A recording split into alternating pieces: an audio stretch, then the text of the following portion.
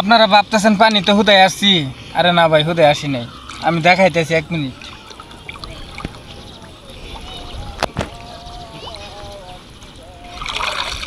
এই দেখছেন ধান 20 দিন আগে লাগাইছিলাম, এই মানে 10 দিন ভালো ছিল যখন এটা খরা ছিল, ঠিক আছে। এই 20 দিন আগে এটা খরা ছিল, পরে একটানা 10 দিন বৃষ্টি হইলো, 10 দিন বৃষ্টি হওয়াতে এই পানি, বুঝছেন, এই যে দেখেন ধানের অবস্থা, 2-1টা আছে আর বাকিগুলো নষ্ট হয়ে গেছে, বুঝছেন। আর দেখাই এদিকে তো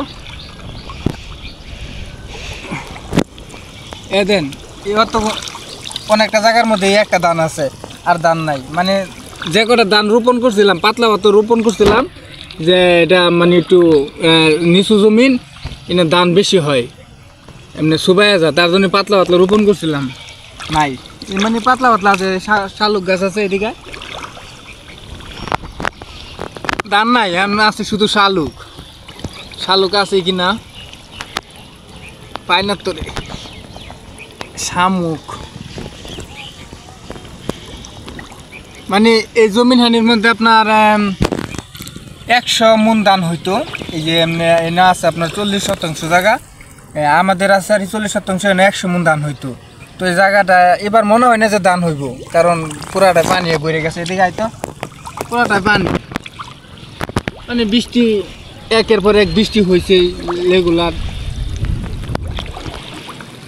শালুক গুছাইতেছি, ধানের তো আর অবস্থা ঠিক নাই, শালুক এই যে একটা এদিকে, এটা পুরান শালুক, নতুন শালুক দেখি, মানে বৃষ্টি সব খাইয়া গেছে, তার কিছু করার নাই, আল্লাহর উপরে তো আর জোর চালানো যাবে না যে বৃষ্টি কেন খাইলো, ঠিক আছে। তো যা করে আল্লাহ পাক করে, এখান দেখাইছে আর এখান দিয়ে দেবো, ঠিক আছে ভাই। না এ দেখেন 2-1টা ধান আছে, যে আর বাকিগুলা মনে করুন পচে গেছে, নষ্ট হয়ে গেছে, মানে বৃষ্টি রেগুলার বৃষ্টি তো, ধান তো আবারটি ধান লাগানো হয়েছে, মানে নষ্ট হয়ে গেছে, ঠিক আছে।